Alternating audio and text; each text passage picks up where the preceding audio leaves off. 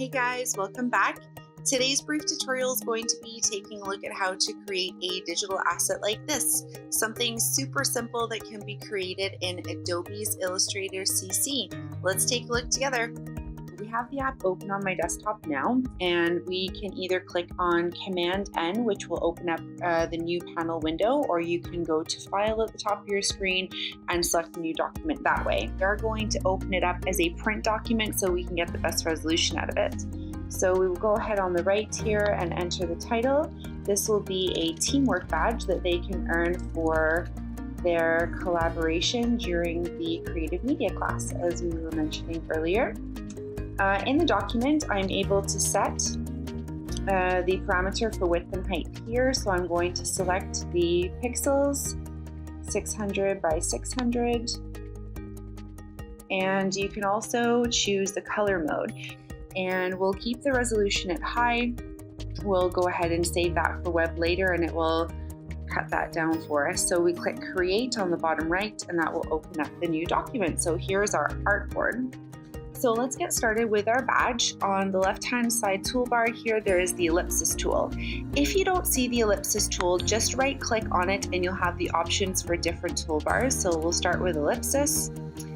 And a little trick to help you get started, if you click on your Mac Shift option, you'll notice there's a tiny circle in the center, and if you click and drag, it will create the circle from a center focal point for you. So we'll go ahead and do that.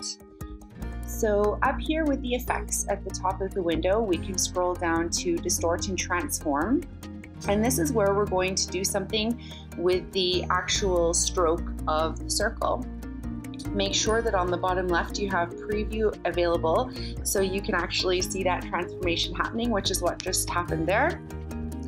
So basically, altering the size at the top is going to create the length of the curves of the line of the stroke, and the ridges at the bottom, those are for the amount of ridges that we'd like to have. So this is really just a personal preference depending on how many and how deep you'd like those to go. So I'm going to set mine at 11 and 5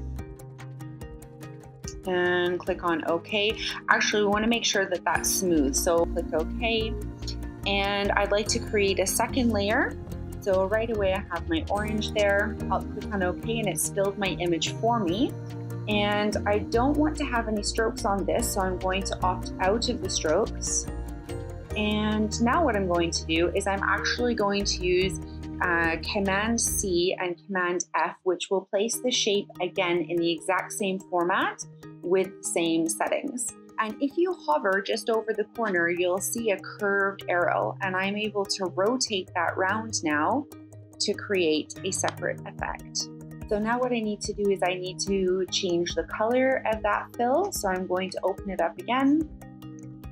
I'm just actually going to slide this over to create either a darker effect, which is what I'm looking for, or you could create lighter, anything that's similar but just gives you that little bit of contrast. So I'm pretty happy with that. And the next step will be to lower it just a little bit so that it just sits in nicely inside. There we go. Now the other thing that I want to do is I want to add some opacity. So on the right hand side here, I'm just going to make that a little, there we go, to create that third color palette. Wonderful.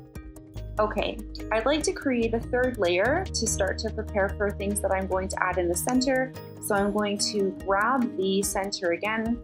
I'm going to click on Alt and I'm going to pull it down, and that's going to create another object for me. Again, it's going to create the exact same setting. So what I'm going to need to do is I'm going to go to Appearance here. I need to find Zigzag, and I need to turn that to 0 because now I'm just looking for a circle. And what I want to do is I want to add a gradient to this. So and there we go. And here, the nice feature with Adobe Illustrator is that I can add different points to create that gradient effect. Just add the color now.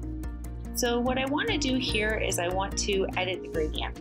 So what I've done here in the gradient panel option on the bottom right is I've just added the gradient edit, and it's called freeform gradient. It's really, really cool because it allows you to add extra points on the gradient line that you can create that with. So I'm actually going to go ahead and create an angle up here to the right hand side, and I'm actually going to edit the color of the gradient as well.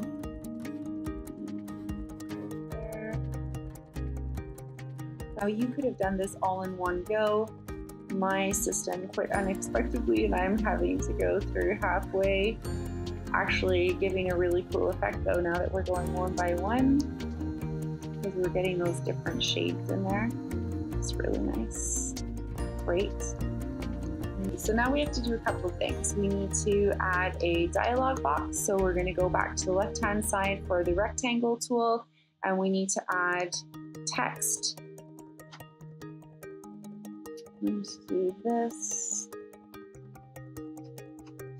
and you'll notice it's taken the same properties as the last object that I entered.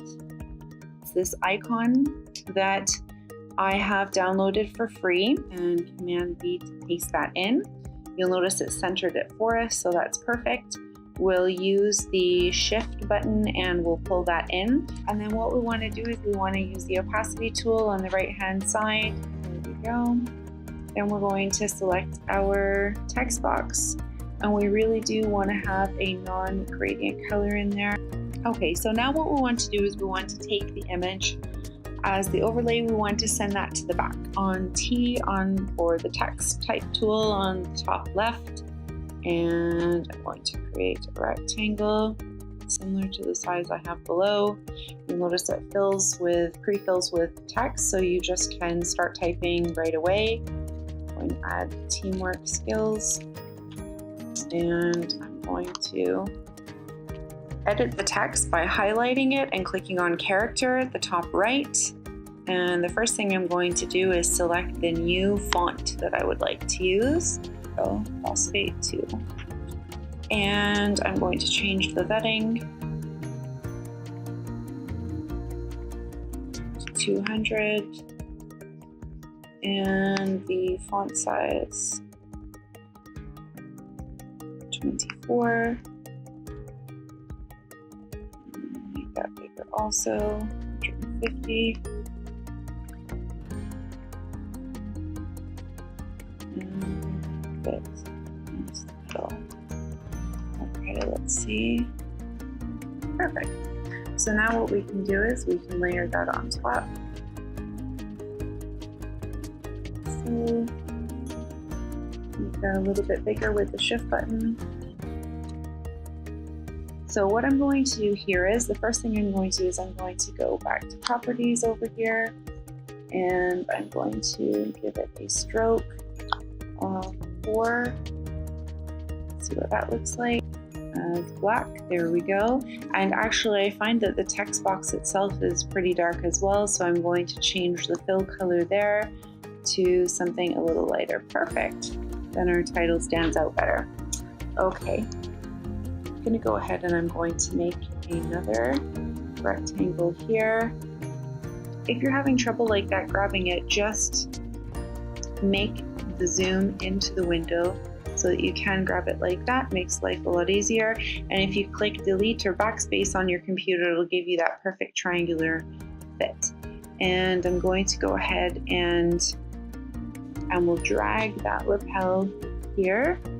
Nice little touch. You could highlight the entire thing. Command C for copy and Command V for paste. And then using your Shift arrow, bring it down so it's an icon in and of itself. There we go. Great. And we're almost done. Now we need to take this rectangle and to copy and paste it. We need to curve it around the edges. So I'm going to go ahead and send the triangle backwards. Arrange, send backward. I'm going to add 2 black lines to fix that. Wonderful. So there is our Teamwork Skills badge.